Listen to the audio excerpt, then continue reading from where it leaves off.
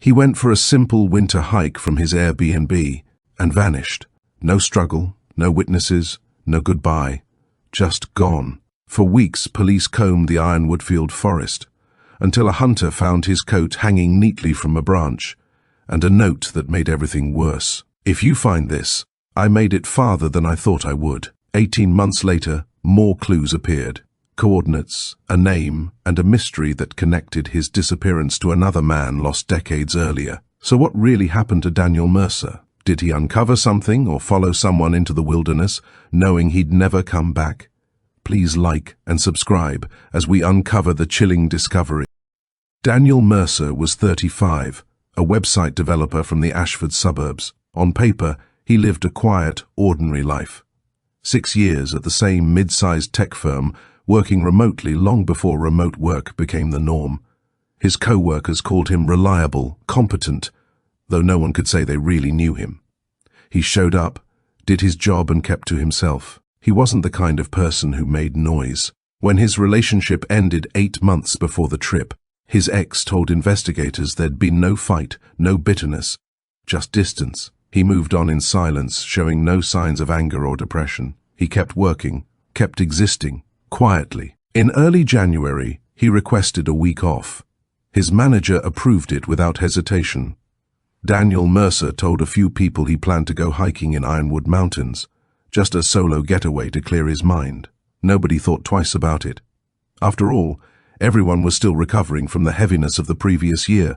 Solitude had become normal. He booked the A-frame cabin outside Pine Hollow because it sat near some of the most scenic trails in the region. Mount Mansfield, Smuggler's Notch, the Long Trail, a place to unplug, to breathe. But what no one realized then, when he drove north toward those trails, was that somewhere along that quiet road, something had already begun watching him. The same silence that would later hang in the cabin. The same silence that would echo from a note in a weathered coat. When investigators finally read the coordinates scrawled in blue ink, they noticed something strange. The date on that note matched the exact morning Daniel Mercer was last seen alive. The cabin looked peaceful in the photos when he checked it out on the internet. Too peaceful, maybe. It sat at the edge of a gravel road that curved away from the main highway and disappeared between the trees. Tall windows faced nothing but pines, and the listing promised quiet. No TV, no distractions, just a wood stove and the steady hum of nature. It was meant for people who wanted to get lost for a while. A few days before his trip, Daniel Mercer had messaged Maya, the owner of the Airbnb, asking about trails. She sent him a list: easy S, moderate climbs, a few places where cell service vanished. He thanked her and said he'd see her Friday. His tone was polite, brief, like someone keeping conversation light while something heavier sat just beneath it. The Airbnb sat just outside Pine Hollow, Ironwoodfield, a rural stretch where narrow roads thread between dairy farms and the edge of state forest. The host, Maya Carter, had been renting her renovated 1960s A-frame cabin since 2017. By 2020, it was one of the most popular listings in the area, booked solid through every season. She knew the rhythm of her guests. Check in Friday evening, hike or ski all weekend, and check out by Monday at 11. If you've ever wondered how someone can vanish without a trace, you already care more than most. Subscribe, because awareness is the only way these stories come home. Most guests followed the same script. They dropped the key in the lockbox, sent a polite text, "Thanks, great stay," and head back toward Ashford, New York, or Montreal. It was easy, predictable money for Maya, but the rhythm broke on January 23, 2020, when a guest named Daniel Mercer never checked out. He pulled into the driveway that evening, headlights sweeping over wet gravel. Maya met him out front, the January air still sharp from snowmelt. She walked him through the simple things: how to work the wood stove, where to find the circuit breaker, how to lock the door. He listened quietly, nodded, asked about the best place to start hiking. She mentioned Snow Ridge, a 6-mile climb with open views if the clouds behaved. He smiled once, said that sounded perfect. When she drove off, that was the last time she saw him. Daniel Mercer spent Friday night at the cabin. No one knows what he did that night. There were no calls, no texts, no posts. His phone connected to Wi-Fi for a few minutes around 8:30 p.m., then went silent. By midnight, the mountains had claimed back the quiet. At 7:04 the next morning, the security camera above the door caught him stepping outside. He wore a grey hoodie, dark pants, and that same red North Face coat later found hanging from a pine branch a year and a half later. The same coat, the same silence, like the woods had been holding on to it, waiting to remind someone what they'd taken. That footage was the last trace of Daniel Mercer. The camera saw him leave, but it never saw him return. And by the time the next guest arrived, the cabin was quiet again, except for the faint echo of a door that never reopened. On the security footage, Daniel Mercer looked calm, unhurried, almost peaceful. He wore a red North Face fleece, grey athletic pants, trail runners, and a small blue day pack. In one hand, a water bottle, in the other, what looked like a folded paper map. He walked toward his rental car, a silver 2019 Subaru Crosstrek. He opened the driver's door, leaned inside for a few seconds, no one knows why, then closed it again and started down the narrow gravel drive toward the main road. The camera couldn't see which direction he turned once he reached it. That single step beyond the camera's view would become the last time anyone ever saw him. By Monday morning, January 19th, the routine should have been simple. Check out by 11, quick cleaning, next guest by afternoon. But when Maya pulled up, Daniel Mercer's car was still there, parked at an angle like someone had meant to leave but changed their mind. The front door was locked. She knocked once, twice, waited, then used her master key. Inside, the cabin looked frozen in time. The bed was unmade, sheets half-tangled. A coffee mug sat on the counter, still half full, a thin skin of mold beginning to form on top. His suitcase lay open on the floor, clothes neatly folded inside, untouched. In the bathroom, his toothbrush and deodorant were lined up like someone planned to return. On the nightstand, his wallet, license, 2 credit cards, $63 in cash. His phone was plugged into the charger, fully charged, screen dark. The wood stove was cold, the air still. It wasn't the scene of someone running away. It was the scene of someone who intended to come back, but never got the chance. And somewhere out there, hanging from a pine branch miles away, that same red coat waited like a message that had taken 18 months to send. Investigators would later say everything inside the cabin suggested he'd only meant to be gone a few hours. But if that were true, then where did he go when the trail ran out? Daniel Mercer thought a simple hike would clear his head. He packed water, a map, but not enough to come back. Before your next trip, check the survival guides in the pinned comment, because the forest doesn't give second chances. At 1:15 p.m., Maya called the Loyal County Sheriff's Office. By 1:55, a deputy pulled into the gravel drive, took her statement, and walked through the cabin. His notes were brief, almost routine. Nothing seemed out of place, no broken glass, no struggle, no signs of a crime. He told her it happened more often than people thought. Guests wandered off, went hiking, lost track of time, sometimes even checked out late without notice. His advice was simple: wait until morning. But by Tuesday the silence hadn't changed. No messages, no car movement, no footprints leading anywhere. Maya called again. This time the case was passed to Detective Paul Frank Lawson, a 15-year veteran used to missing teens, not tech workers vanishing in the woods. Frank Lawson began where every good detective does, with what could still be confirmed. Daniel Mercer's employer in Ashford verified he'd taken the week off, told Frank Lawson no one had heard from him since Friday morning. His phone records showed one last blip of activity, Saturday, 7:38 a.m., pinging a tower just outside Pine Hollow. The phone had connected briefly to the All Trails app, viewing a map of Snow Ridge. Then, nothing. No calls, no texts, no data. A digital life that had simply gone dark. Frank Lawson checked with the rental agency in Burlington.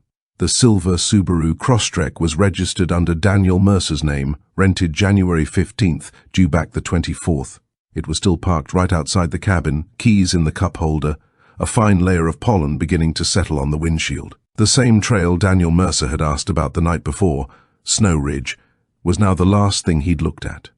A line of pixels marking the edge between curiosity and disappearance. Gerard would later drive that same route himself, tracing the path Daniel Mercer seemed to have taken.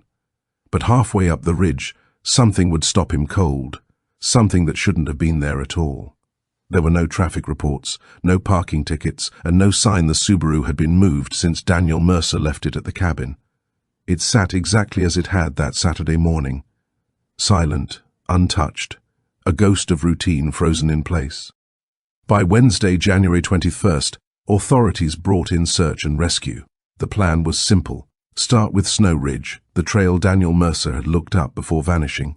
It was a moderate route, popular with weekend hikers, marked clearly by blue blazes.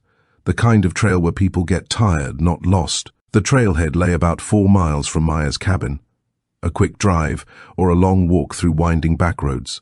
When teams arrived, the gravel parking lot was nearly empty. They checked every space, every patch of roadside dirt. No Subaru, no trace he'd ever parked there. Volunteers spread out along the 6.2 miles. 1,500 feet of elevation, ridge views stretching clear to Canada on a good day. They called his name, checked side trails, combed ravines, and scanned the switchbacks for footprints or a dropped item. Nothing. By then, rain from Sunday night had soaked the ground. Any tracks he might have left were likely washed away, replaced by slick mud and the faint prints of animals. The search widened over the next 3 days. Helicopters scanned the forest canopy with thermal imaging. Cadaver dogs were brought in, noses low, weaving through wet underbrush. But in forests that dense, scent scatters fast. There were too many smells, too many shadows, too much ground. By Friday, January 23rd, over 60 volunteers had covered a 5-mile radius around the cabin. Every ridge, ravine, and stream crossing. Still nothing. Somewhere out there, the coordinates from that faded note pointed deeper into the wilderness. 8 miles past where the searches stopped, as if the forest knew the truth and was keeping it just out of reach. When the search ended that Friday, the official report called it an open missing person investigation. But off the record, Detective Frank Lawson said something he'd never write down. If he was out there, the woods didn't want him found. He walked into the forest and never came back. If stories like this keep you up at night, don't just scroll past. Subscribe, because somewhere out there, another Daniel Mercer is still missing. The search teams found plenty, but none of it mattered. They came across the bones of old campsites, scraps of weathered tarp half buried in snow, a rusted bicycle frame swallowed by moss, and the remains of campfires long gone cold. Artifacts from other wanderers who'd passed through the forest and disappeared back into their own lives. But of Daniel Mercer, there was nothing. After 8 days, the official search was called off. Detective Frank Lawson refused to close the file. He kept checking in with Maya, kept Daniel Mercer's case active on law enforcement bulletins, and made sure his name stayed on every database across the county. But without new leads, there was little left to chase. Each day that passed made the silence feel heavier. Then Daniel Mercer's family arrived. His parents drove up from Connecticut, his younger sister from Philadelphia. They spent a week in Ironwoodfield, walking through small towns, taping flyers to store windows, talking to local news reporters, and pleading with anyone who might have seen something. When official channels ran dry, they turned to a private search firm, specializing in wilderness recoveries. Drones scanned the tree canopy and ravines. Teams checked old logging roads and forgotten hunting camps, places the initial crews had skipped. Still nothing. The forest offered no answers. By mid-May, the family went home, leaving behind the same unanswered questions that haunted everyone who'd joined the search. Daniel Mercer's mother started a Facebook page dedicated to finding her son. She posted smiling photos, birthdays, family barbecues, the beach, a nephew perched on his shoulders. Her words were simple, desperate. If anyone knows anything, please reach out. The page slowly gathered a few hundred followers, locals, hikers, and true crime followers drawn by the mystery. Tips trickled in now and then, most of them false leads, dead ends, people certain they'd seen him somewhere that turned out to be nowhere at all. But one message, months later, would stand out. Someone claiming they'd found something strange deep beyond the ridge, near the same coordinates later written on that note. The tips kept coming, each one a flicker of hope that burned out fast. Someone swore they'd seen a man who looked like Daniel Mercer at a gas station in New Hampshire. Another caller claimed he'd been hitchhiking near the Canadian border, heading north with a backpack and no coat. Every lead was followed, every sighting investigated. All of them led nowhere. In early May, Detective Frank Lawson obtained permission from Daniel Mercer's family and a warrant to examine his laptop. It wasn't even password protected. He sat down with a digital forensics expert from the state police, combing through browser history, files and email logs, hoping for a trail that might explain what Daniel Mercer was planning before the trip. What they found wasn't criminal, but it was unsettling. Starting in late October 2019, roughly 10 weeks before he vanished, Daniel Mercer had fallen deep into a very specific obsession: missing persons. Not just casual reading. He had bookmarked dozens of case studies, online forums, and archived articles, nearly all about hikers and campers who disappeared in remote regions. They weren't famous cases either. Most were small L, forgotten names from the 1990s and early 2000s, people lost to the woods across Ironwood Field, New Hampshire and Maine. The deeper they dug, the stranger it got. Daniel Mercer had downloaded detailed topographic maps of several forest regions, saved Google Earth screenshots marked with digital pins, and compiled text files filled with coordinates, elevation notes, and estimated distances between landmarks. It looked less like random curiosity and more like preparation. Frank Lawson remembered something Daniel Mercer's sister had mentioned early on: how her brother always believed patterns existed in chaos, that nothing ever truly vanishes. At the time it sounded poetic. Now it felt like a warning. One coordinate, buried in a folder labeled crossline, didn't match any public trail. When the forensic specialist plotted it on a map, it pointed to a part of the Ironwood Mountains that wasn't supposed to exist on any hiking registry. He walked out there thinking he'd be back by noon. He even left his phone charging by the bed. If you think it can't happen to you, read the survival guides in the pinned comment first. Among all the files and bookmarked articles, one case stood out. Daniel Mercer had gone back to it again and again. The 1998 disappearance of a man named John Trent. Trent had been 29, a graduate student in environmental science conducting field research in the White Mountains of New Hampshire. He'd told his advisor he was heading into the Pemigewasset wilderness to collect soil samples.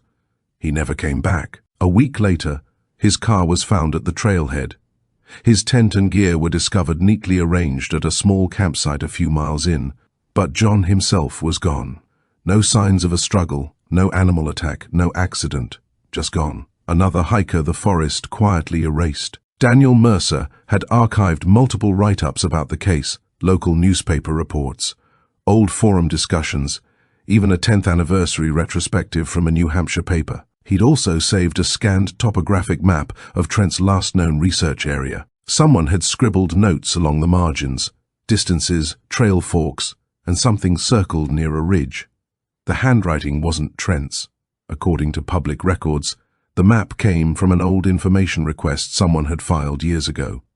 Whoever wrote those notes wasn't the missing man. Detective Frank Lawson stared at the file in silence. Was Daniel Mercer simply fascinated by the mystery? Or had he been trying to find what happened to Trent, maybe even retrace his path? The digital forensics expert had another theory. Obsession, he said, can be a coping mechanism. People under stress latch onto unsolved puzzles, searching for order when their own life feels uncertain. When Frank Lawson spoke to Daniel Mercer's ex-girlfriend, she was confused by the whole idea. She said he'd never once mentioned missing persons or cold cases. He liked hiking, she said softly. That's all. Frank Lawson remembered how Daniel Mercer's sister once described him. A man who could never leave a question unanswered. Maybe that curiosity had finally led him somewhere he couldn't return from. Buried in the metadata of that same topographic map was something the analyst almost missed. A hidden GPS tag, logged less than 3 weeks before Daniel Mercer disappeared. It wasn't from 1998. It was from 2020. Daniel Mercer had always liked being outdoors, but never to escape something. Hiking to him was quiet therapy, not obsession.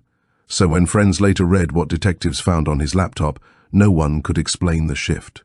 Somewhere between January and January, something in him changed, and nobody saw it coming. By winter, the case had gone cold. The cabin sat empty, silent under the pines. Detective Frank Lawson called Daniel Mercer's family each month, but the report stayed the same.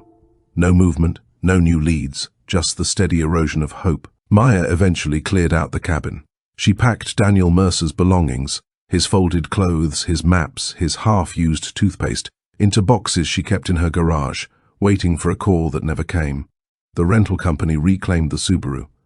His job in Ashford was quietly filled, his apartment emptied. Life moved on, the way it does when someone disappears without reason.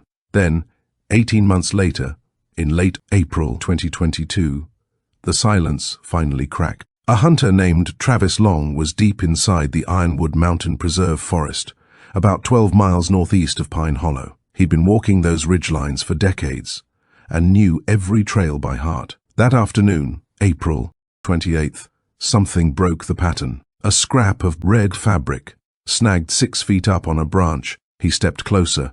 It was a coat, red North Face fleece, men's medium, the same kind Daniel Mercer had been wearing when he vanished.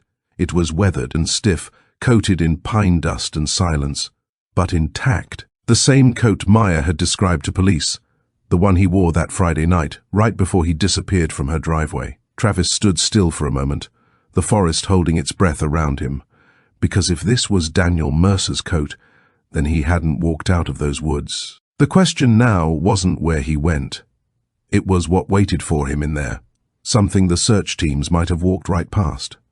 They searched for 8 days and found nothing, no trace, no sign.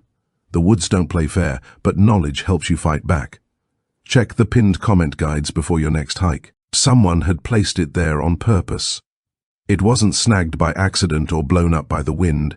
It had been draped deliberately like someone wanted it to be found. Travis hesitated before checking the pockets. In the left one, his fingers brushed paper, soft, damp, starting to crumble.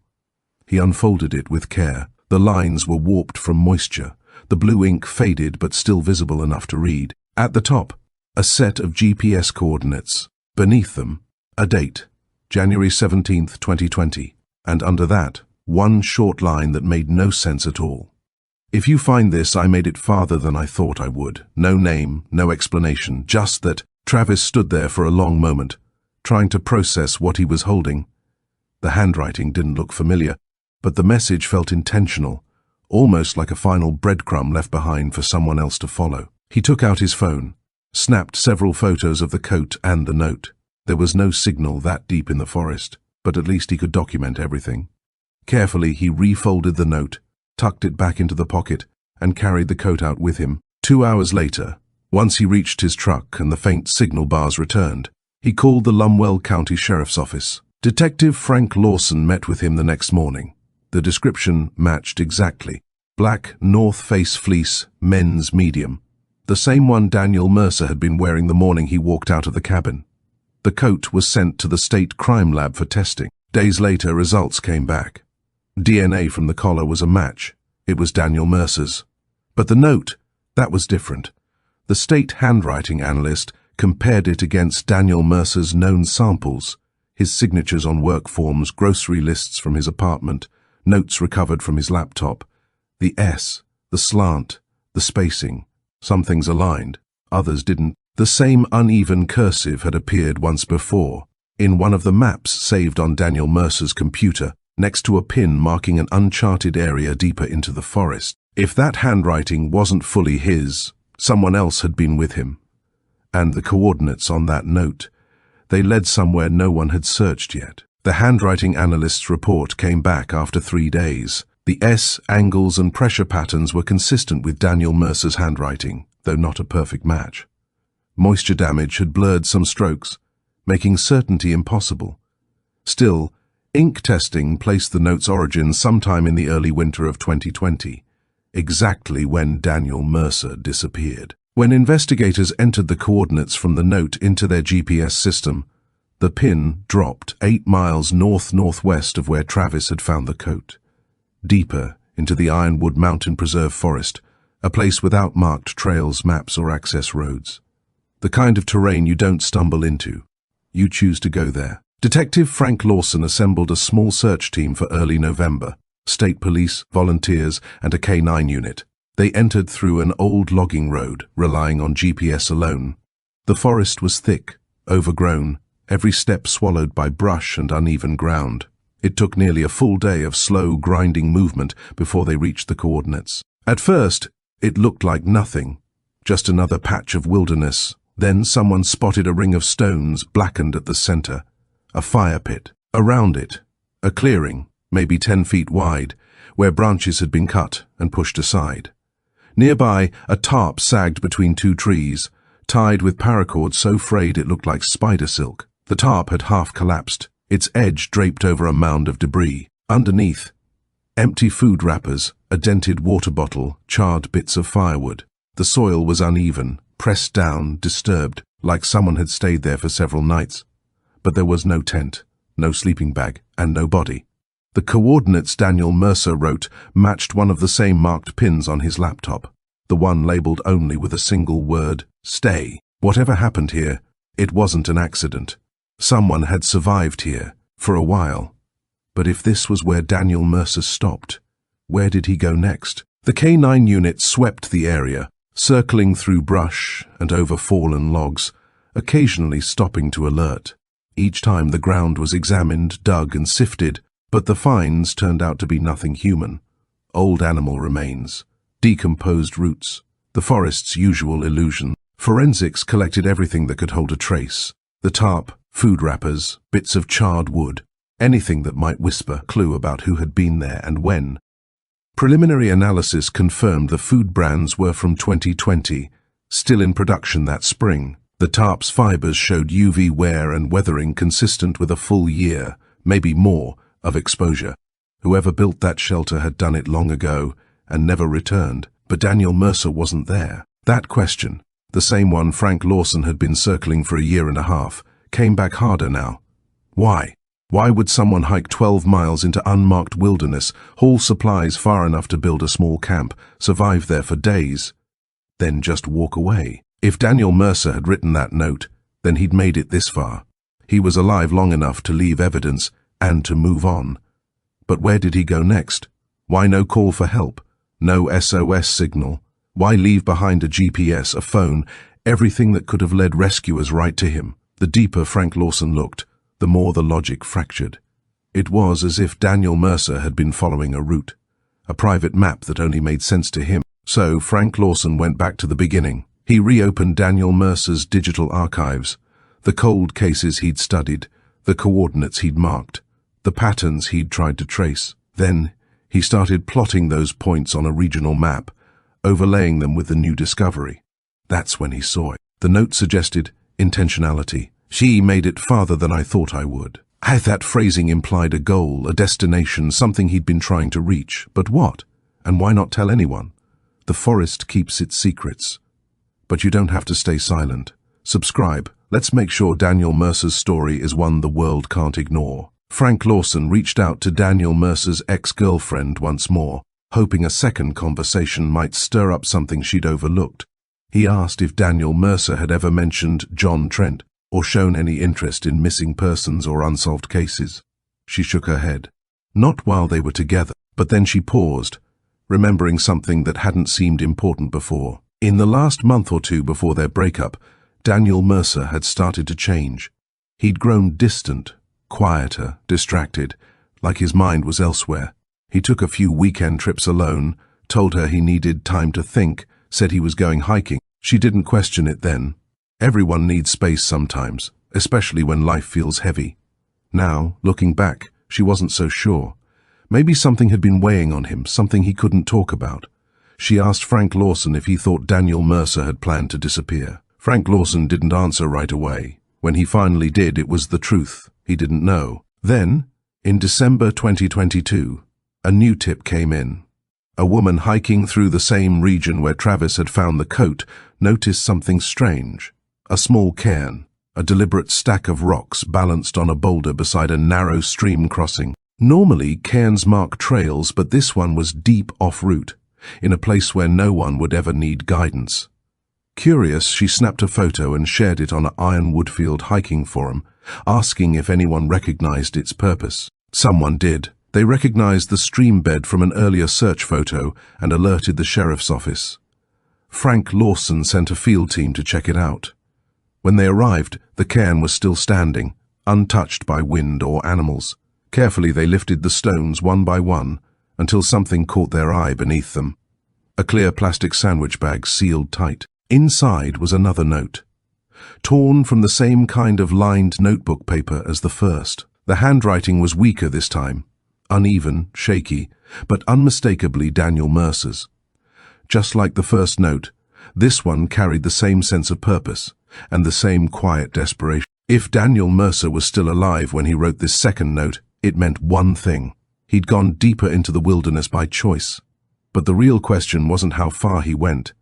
It was what he was running from. He said, "I made it farther than I thought I would. But distance doesn't matter if you can't make it home." The pinned comment might. Read it before the forest writes your ending. The note was short. Just two things written in the same unsteady hand. Another set of coordinates and a name. Daniel M. When Frank Lawson plotted the coordinates, his stomach tightened. They pointed even farther north, into a stretch of untouched wilderness straddling the Iron Woodfield-Quebec border. It was as if Daniel Mercer had been moving deliberately, step by step, away from civilization. Frank Lawson contacted the Canadian authorities, explaining the situation and requesting permission to extend the search into their jurisdiction. The paperwork and coordination took time, too much time. By the time clearance came through, winter had already taken hold. Heavy snow blanketed the entire region, sealing it off until spring. The search had to wait. In January 2022, Daniel Mercer's family held a quiet memorial. No remains, no certainty, just grief trying to fill the silence. His mother spoke to reporters with a trembling voice. She said she didn't believe her son was still alive. No one could survive that deep into an Iron Woodfield winter. All she wanted now was closure, to bring him home. The Facebook page that had once pulsed with updates and theories slowly went still. One post, then nothing. But Frank Lawson couldn't let it go. He kept the case file open, the evidence catalogued, the second set of coordinates pinned in his notes, a blinking marker on a map that led nowhere. Then, in January 2023, something unexpected happened. A small group of volunteer searchers, the same kind of people who had followed the first trail, decided to take matters into their own hands. They organized a quiet expedition to the coordinates Daniel Mercer had left behind. No one told Frank Lawson, no permits, no backup, just determination and curiosity. When Frank Lawson later learned what they'd done, his reaction was immediate. He would have told them not to go. The terrain was brutal, isolated, and worse. It crossed an international border. The last time someone followed Daniel Mercer's trail, it ended with more questions than answers. This time, when the volunteers reached the spot marked on Daniel Mercer's note, they found something waiting. Something that would change the entire direction of the investigation. The volunteer team was small, just 5 seasoned hikers, each carrying GPS trackers, satellite communicators, and enough gear to last several days in the wild. They chronicled the expedition on a shared blog, updating followers as they pushed deeper into the northern wilderness. It took them 3 days to reach the coordinates marked on Daniel Mercer's final note. When they arrived, anticipation turned to silence. There was nothing. No sign of a camp, no cairn, no discarded gear, just thick, unbroken forest stretching in every direction. Later, one of the hikers admitted they weren't sure what they'd been hoping to find. Maybe another note, maybe Daniel Mercer himself, or even his resting place. Instead, there was only emptiness. They posted one last entry. Some stories end without closure. Some trails don't lead anywhere at all. Back in Pine Hollow, life moved on. Maya Carter still owns the cabin. It's still listed on AirBnB, still draws visitors looking for a peaceful mountain escape, still filled with glowing 5-star reviews. She rarely brings up the case unless guests mention it first. Some do. Word travels easily in a small town like Pine Hollow. When asked, she tells them what she remembers. A quiet man who rented her cabin, polite, soft-spoken, maybe a little weary. She kept his things for 2 years, his phone, laptop, wallet and clothes, before finally sending them to his family in Connecticut. All she kept was the memory of someone who seemed ordinary, until he simply vanished. The same man whose coat was found hanging in the woods, whose trail of coordinates led nowhere, still haunts her property in whispered conversation and unanswered questions. But months later, long after the search had ended, a new guest would check into Maya's cabin, one who claimed to know exactly what happened to Daniel Mercer. You don't realize how fast nature turns until it's too late. He didn't either. Scroll down. The pinned survival guides might be the difference between missing and found. Sometimes, when Maya cleans the cabin between bookings, her mind drifts back to him. She'll catch herself pausing, eyes lingering on the spot where his suitcase once sat or the outlet where his phone had been charging. She wonders what he was searching for out there in the woods, and whether, in the end, he found it. Detective Frank Lawson retired near the end of 2023. The disappearance of Daniel Mercer was one of only a handful of cases he left open. In a farewell interview with a local reporter, he admitted it still haunted him. He said it felt like Daniel Mercer had left a trail on purpose. Notes, coordinates, signs, almost inviting someone to follow. But every path led to nowhere. Or maybe not nowhere, Frank Lawson added. Maybe no one had understood what the trail really meant. He said he hoped someone might, one day, though he doubted he'd live to see it solved. Daniel Mercer's black fleece still sits in an evidence locker, sealed in a plastic bag. The 2 notes are there too. The ink faded, the paper brittle, labeled by date and case number. His laptop, returned by his family to the state police, remains preserved for analysis. Investigators scrolling through its files found page after page of GPS coordinates spread across 3 states, some matching trailheads and campsites, others deep in blank stretches of forest. There was no pattern anyone could make sense of. Maybe he was charting something, connecting the missing person cases he'd researched, trying to see what others had missed. Or maybe he was just planning hikes, plotting future trails, unaware of how the last one would end. And yet, somewhere on that map, among all those coordinates no one ever understood, is still one red pin no one has checked. Because 5 months after Frank Lawson's retirement, that coordinate would finally light up again, when another hiker vanished in almost the same place. John Trent's disappearance remains an open wound that never healed. His family held their memorial long ago, learning to live with questions that would never be answered. On paper, there's no proven link between his case and Daniel Mercer's, just one man's fascination with another's unsolved vanishing. Yet the parallels linger like an echo. 2 men, years apart, both drawn into the same wilderness, both swallowed by it without a trace. In the fall of 2024, Travis Long hiked back to the same ridge where he'd discovered Daniel Mercer's coat. He couldn't explain why. Maybe curiosity, maybe something heavier, the need to see if the forest had anything left to say. He retraced his old path, scanning the ground, the trees, the quiet spaces in between. Nothing. The woods had reclaimed everything. The branch that once held the coat was stripped bare, the clearing silent except for the wind threading through the pines. He stood there for a long time, remembering the note. I made it farther than I thought I would. The words circled in his mind, like they were meant for someone to hear. Farther toward what, or away from whom? He didn't know. Eventually he turned back, leaving the forest just as he'd found it, empty, indifferent, and holding its secrets close. And as he walked, he couldn't shake the feeling that somewhere out there, beneath the leaves and silence, another note might still be waiting, one no one has found yet. Because some paths don't end, they just fade, until someone else decides to follow. Daniel Mercer remains listed as a missing person. His case is technically open, though it feels suspended in time, quietly waiting for an answer that may never come. Now and then, a new lead surfaces. A hiker spots something odd in the woods. A stranger claims to have seen a man who looks like Daniel Mercer hundreds of miles away, or an online theory insists he staged his disappearance and started over under a new name. None of it ever holds up. Most people close to the case believe the simplest explanation, that Daniel Mercer is gone, that he pushed too deep into the wilderness, got lost or hurt, and the forest claimed him as it has so many others, that his remains are still out there somewhere, hidden beneath layers of moss and time. It's a reasonable theory, but it doesn't explain the coordinates, the notes, or the strange precision of his trail. Maya Carter still checks on the cabin every month, even when it's empty. She walks through each room, tidying small things that don't need tidying, as if keeping order might keep the memory from fading. Sometimes she stands by the window that overlooks the path Daniel Mercer walked that morning in January 2020, the last image of him caught on her security camera, his day pack over one shoulder, a folded map in hand. She wonders what was going through his mind in that moment. Did he plan to vanish? Did he know he wouldn't return? Or was he simply walking toward something only he could see?